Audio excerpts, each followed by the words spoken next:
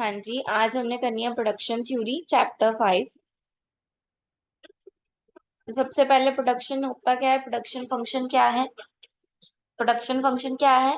Relationship between firms scarce resources and the output that result from the use of these resources। यानी कि जो product लगा के हम आउटपुट निकाल के लाते हैं, ठीक है, यानी कि रॉ मटेरियल से फाइनल गुड तक का जो हमारा सफर है उसको बोलते हैं प्रोडक्शन फंक्शन।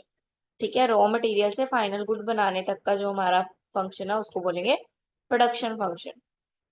ठीक है, जैसे अगर आपको ब्रेड बनाना है तो आपको क्या चाहिए? बेकर चाहिए, फ्लोर चाहिए, बेकिंग चाहिए, ओवन, ठीक है, रूम चाहिए, अदर सोर्स और भी बहुत सारे टूल्स चाहिए। और उन सब टूल्स लगाने के बाद आपका ब्रेड तैयार हो जाता है, तो ये आपने क्या किया है? आपने प्रोडक्शन फंक्शन परफॉर्म किया है। ठीक है, इसमें बहुत सारी चीजें इंक्लूड होती हैं। बेकिंग हो गया, जैसे बेकिंग में इन्होंने फ्लोर, बेकर, ओवन, रूम, है ना, बहुत सारी चीजें ली हैं। तो प्रोडक्शन फंक्शन क्या है? Function of other things. ठीक है, बहुत सारी इनपुट का फंक्शन है जो हमारा प्रोडक्शन फंक्शन है। तो ये एक्स जो है that is input, Q is output. Output जो आएगा वो कैसे है? बहुत सारा इनपुट लगा के आएगा। ठीक है, तो output is coming with the help of so many inputs. ठीक है, इनपुट्स लगाने से हमारा आउटपुट आएगा। ठीक है, और ये इनपुट कौन से हैं? कैपिटल, लैंड, लेबर, ये तीन तो है ही है। इनके अलावा एंटरप्राइज और टेक्नोलॉजी। ठीक है, ईटी।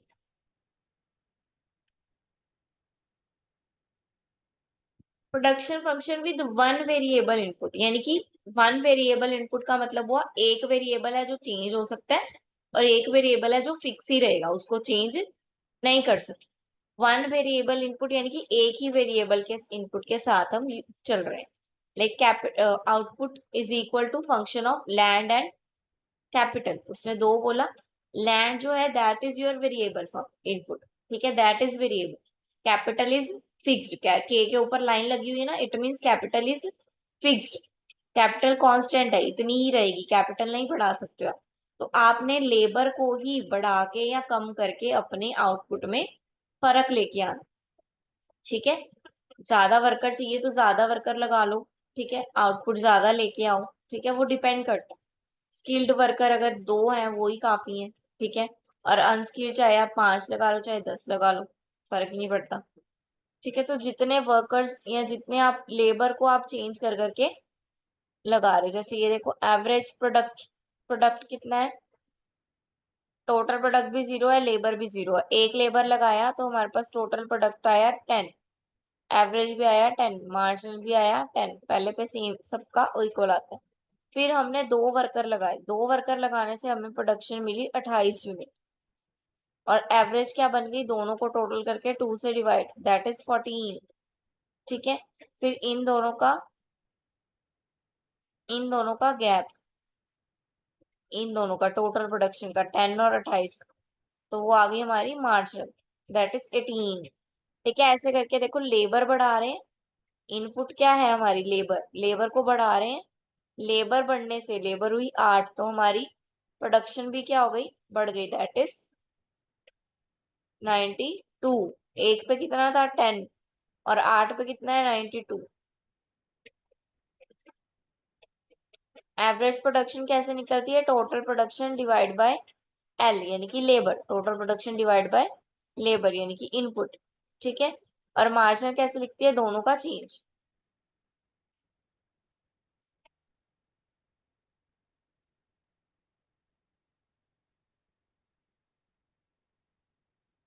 ये रिलेशनशिप है, रिलेशनशिप हमेशा ऐसे ही रहेगा। ठीक है, जब एवरेज कॉस्ट कम होएगी तो मार्जिनल कॉस्ट उससे भी कम होगी।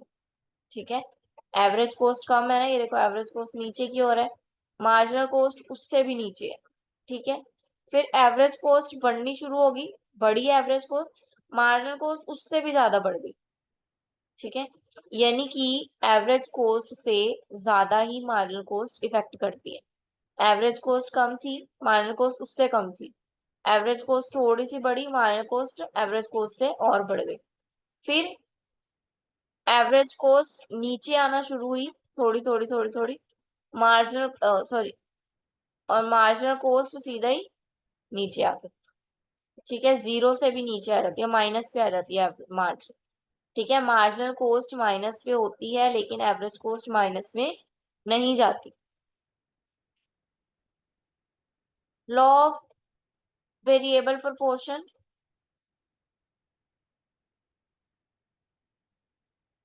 ये वही बता रहे हैं, एमपी कब जीरो से ऊपर है, एमपी कब जीरो से कम है।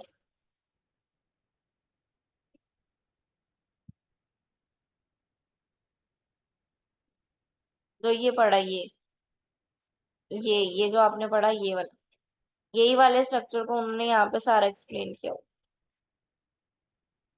ठीक है, then production with two variable input, two variable input यानी कि अब दो इनपुट है हमारे पास, मतलब अब हम दो चीजें चेंज कर सकते हैं। पहले हम एक ही चीज चेंज कर सकते थे, अब हम दो चीजें चेंज कर सकते हैं। ठीक है, पहले हमने देखा ना कि ए के ऊपर लाइन लगी हुई थी यानी कि के फिक्स था। अब इन्होंने क्या बोला कि दो वेरिएबल इनपुट है यानी कि दो चीजें बदल लो। तो दो चीजें कौन सी, लेबर और कैपिटल, यानी कि आप दोनों को बढ़ा चढ़ा सकते हो लेकिन आपका आउटपुट क्या आएगा इससे, कांस्टेंट।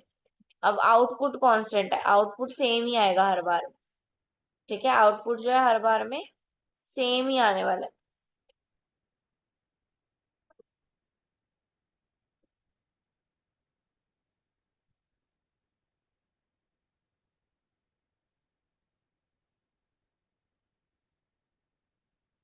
ठीक है, आउटपुट जो है हमारा वो सेम ही आएगा। हमने लैंड इतनी लगाई, लेबर इतनी लगाई, ये आउटपुट आया, लैंड लगाई, लेबर लगाई, तो हमारा ये आउटपुट आया।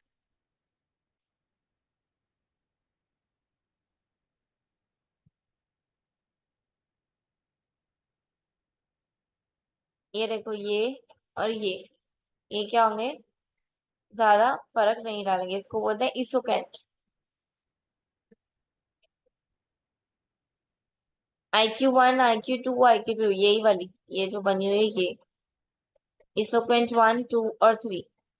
ठीक है, जब ऐसे करके इसोकेंट्स के यूज ज्यादा यूज की जाती हैं उसको बोलते हैं, उसको क्या बोलते हैं, मैप। ठीक है,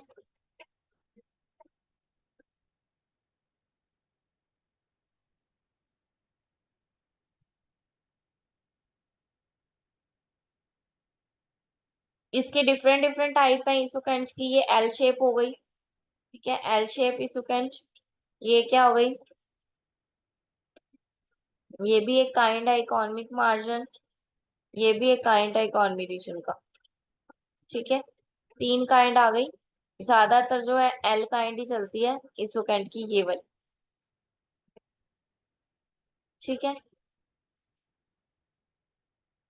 then optimal combination of input, वो कह रहे हैं ऐसा कौन सा ऑप्टिमल कॉम्बिनेशन होगा इनपुट का जिसको लगा के हमारी आउटपुट जो हो वो मैक्सिमम आए। ठीक है, ऐसा कौन सा अच्छा कॉम्बिनेशन है जिससे हमारी आउटपुट क्या हो, मैक्सिमम आए, कॉस्ट ऑफ प्रोडक्शन भी हमें सबसे कम लगे, ऐसा कौन सा हमारा वो होगा। तो इस सेकंड लाइन पे ये हम बताएंगे इसको।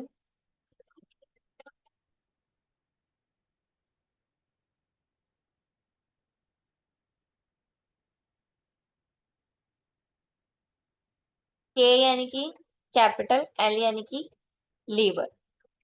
ठीक है,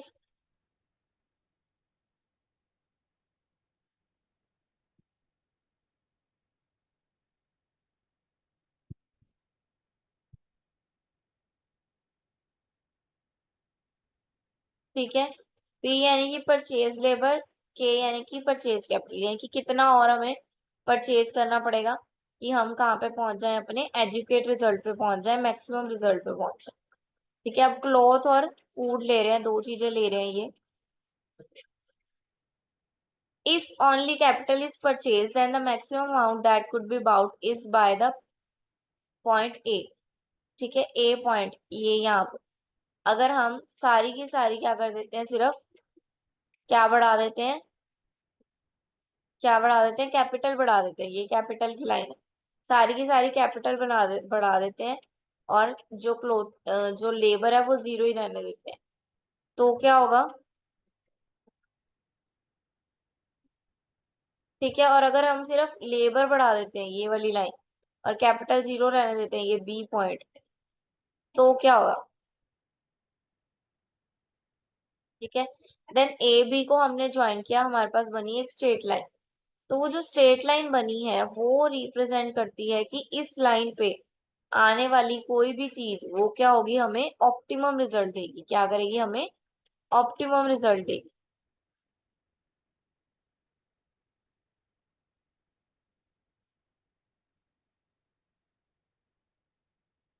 ठीक है। और जब ये हमारी आइसोकेंट लाइन आइसोकेंट को टच करेगी जिस पॉइंट पे, वो हमारा ऑप्टिमम कॉम्बिनेशन ऑफ इनपुट होगा। यानी कि यहाँ पे हमें सबसे ज्यादा इनपुट मिल रहा है, यहाँ पे सबसे ज्यादा क्या मिल रहा है? इन सबसे ज्यादा आउटपुट मिल रहा है।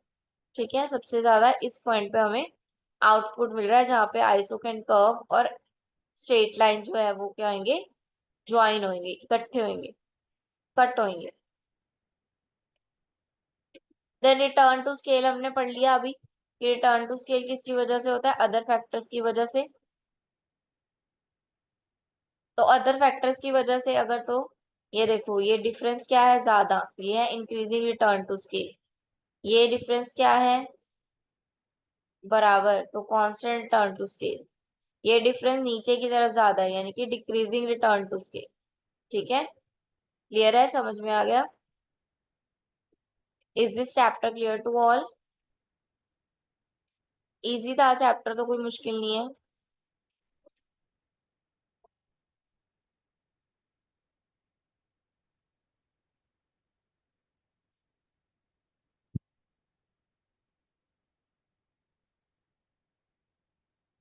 हाँ जी, चैप्टर क्लियर है। नेक्स्ट चैप्टर है हमारा मार्केट स्ट्रक्चर। हमने मार्केट स्ट्रक्चर करना है। ठीक है, मार्केट स्ट्रक्चर में हम हर तरह की मार्केट पढ़ेंगे कि मोनोपोली मार्केट कौन सी होती है, परफेक्ट कंपटीशन मार्केट कौन सी होती है, ठीक है, ओलिगोपोली मार्केट कौन सी होती है, ये कैसे परफॉर्म करते हैं बिजनेस में, ये कैसे यूजफुल होंगे। ठीक है, तो ये सारा मार्केट स्ट्रक्चर पढ़ेंगे, जो कि हम पढ़ेंगे कल। आज का सब्जेक्ट, आज का चैप्टर क्लियर है?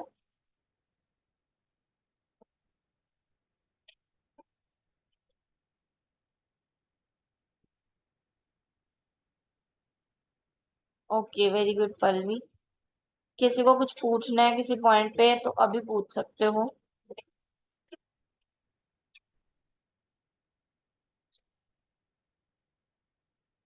मैम जिमें च डायग्राम बना के रिप्रेजेंट करने होंगे उदा। हाँ जी, डायग्राम बनेंगे। आइसोकेंट में डायग्राम बनेंगे, स्ट्रेट लाइन में डायग्राम बनेंगे, इसके डायग्राम बनेंगे ही बनेंगे। और जो हमने लॉ ऑफ डिमांड किया था ऊपर, उसमें भी डायग्राम्स बनेंगे। लॉ ऑफ सप्लाई में भी डायग्राम बनेंगे। ये बना के आ रही। ਤੇ ਮੈਮ ਜਿਹੜੇ ਫਾਰਮੂਲੇ ਉਹ ਵੀ ਲਿਖਣੇ ਉਦਾਂ। फॉर्मूले आपकी मर्जी है, डायग्राम बने होने चाहिए।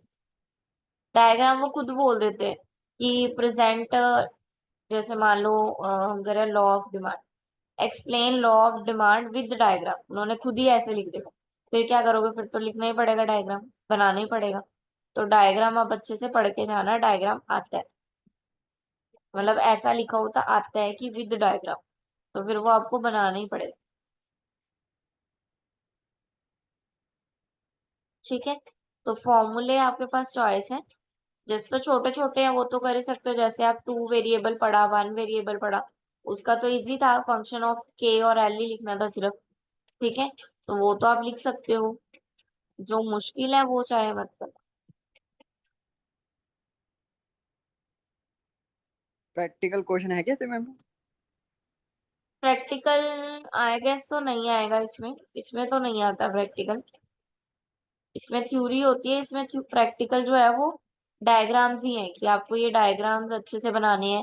टेबल बने हुए हैं, जैसे अभी मैंने टेबल पढ़ा था एक, कि लेबर बढ़ा रहे हैं तो total cost, average cost, total cost बढ़ रही है। वैसा टेबल, वो टेबल बनाना है। ठीक है, वो टेबल याद कर सकते हो, जरूरी नहीं है आपको अमाउंट्स भी सारी सेम लिखनी। बस आपको कंसेप्ट पता होना चाहिए कि लेबर बढ़ाने से यहाँ पे टोटल बढ़ाना है कि कम करना है। ठीक है, आप अमाउंट चाहे आप अपनी तरफ से लिख सकते हो, जैसे वहां 10 लिखी थी, 28 लिखी थी, आप वहां पे 10, 20, 30 ऐसे भी लिख सकते हो। अमाउंट का इशू नहीं है, बस आपको पता होना चाहिए कि इस केस में ये बढ़ना है कि कम होना है। ठीक है।